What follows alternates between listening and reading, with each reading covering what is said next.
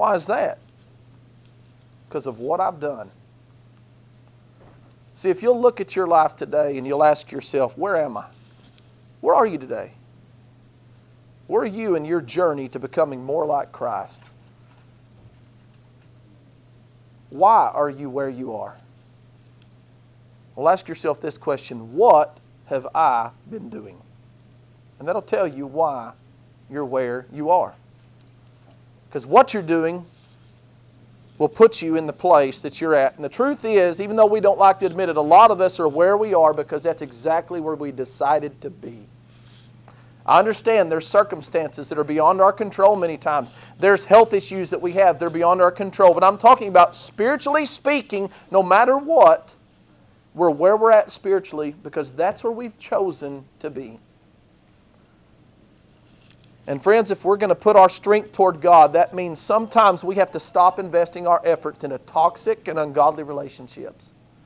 You know, the thing about relationships is relationships are reciprocal. That is, there's always this give and take in relationships, isn't there? And we often start relationships because there's something we want or desire from the other person. And you say, whoa, that sounds very selfish. Not if you understand a relationship. Why do we love God? Because He first loved us, right? Is there something we want or desire from God? Yes. What about our family? Is there something we want or desire from family? Well, just think about children for a minute. A lot of times children will live in their parents' home and they'll have sort of a relationship and a connection with them, and then they get out of the home, they no longer have a need for mom and dad, and what do? They sever the relationship. You know, this happened in the life of Jesus. He fed the thousands, and they followed Him to the other side of the water. And when He got over there, they were waiting on Him, and He said, the only reason you're here is because you ate the loaves that were filled. You want something from me. And so He said, okay, I'm going to give you something. So He did. He gave them something. He said, except you eat of my body and drink my blood, you don't have any life in you. They went, whoa, this guy's crazy. That's a hard saying. Who can hear that? And you know what they did? They severed the relationship. They severed it. They left. And Jesus looked at the apostles and He said, are you going to go away too? And what did Peter say? We need you. To whom shall we go? You have the words of eternal life. We need you. We're not going to sever that relationship. That's the thing about relationships. They're reciprocal. Every one of them is. And so if someone feels pressure by a relationship to change into something they're not willing to be, they'll end the relationship. Good or bad, they'll end the relationship. People don't like being around other people that are spiritual if they're starting to get into carnality because they're not willing to be spiritual, and so they leave that relationship. They sever that relationship. And here's the hard truth, friends, and I want you to listen very closely. If a relationship is molding you into something that you don't want to be, but you refuse to end that relationship, here's the reality. You're willing to be what you don't want to be because you value their relationship more than your relationship with God. And I know that stings. And it's true. So many times we invest all of our time, all of our affections, and all of our energy into a relationship that is poisonous. And you know why? Because they have our affection. They have our affection. They've already got our heart. And sometimes it's hard to take our heart away from that relationship. But friends, relationships can be the make or break of change. And if you really want to see if somebody's serious about change, this will tell you right here. If they're willing to give up relationships. Evil company corrupts good habits.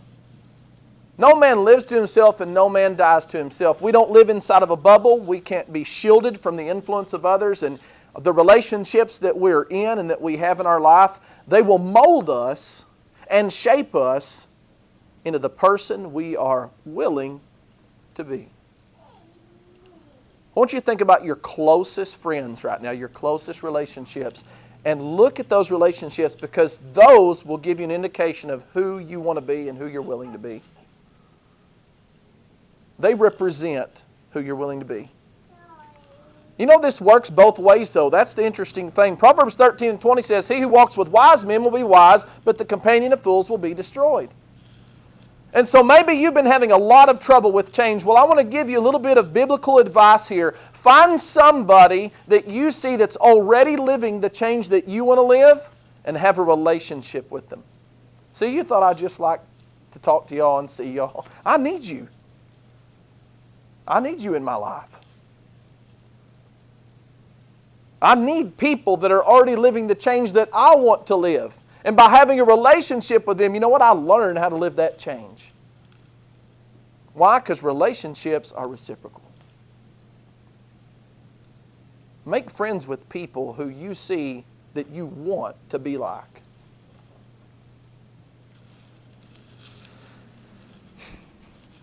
These sins that often are like this pet that we walk around with, this sin. And I'm talking about these sins that have sort of been present within our lives for a long time that we've sort of gotten used to. I want you to listen really close to Hebrews chapter 12. He says, "Let us lay aside every weight and the sin which so easily ensnares us, and let us run with endurance the race that is set before us." This word ensnares, I want to talk to you about that word for a minute. It means to thwart. That's a funny sounding word, isn't it? Thwart. I was watching a movie one time. I don't even remember what movie it was, but there was this damsel in distress. She was running through this very thick wooded forest. And the soldiers were chasing her. And I don't remember what was going on. I remember that part. She's running through the trees, and they're all chasing her, and they're hitting trees, and she's, it's just a big action scene. Well, all of a sudden, she pops out of the forest, and she's in this big clearing. There's nothing around. She stops, she looks around, nobody there. So she looks back this way, and there's nobody there, and she kind of breathes a sigh of relief. And when she goes to step this way, she looks, and there's a soldier right in front of her. And so naturally, she takes off running the other direction, and another soldier comes out, and he's right there. So she goes the other way, and pretty soon, you know what happened, don't you? She's just totally locked in. And they had her. They got her. That's how sin works. That one little sin that you say I've always struggled with, that's how it works. Because you say, you know what, I'm going to be better. I'm going to be more like Jesus. I'm going to get on the road, and there's that sin. Wait, can't go that way. Turn around. There it is again. There it is again. You've got to let go of the sin. So you've got to bring your whole self to the light. You've got to let your whole self be exposed. And the reason why you've got to let your whole self be exposed before God is because it starts out in just one area of our life, but pretty soon that sin, it starts to spread in every area of your life. Because when you start putting your time into something, pretty soon your feelings and your thoughts will follow. And then guess what? It's got you.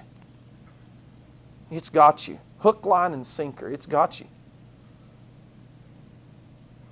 Do you want to change?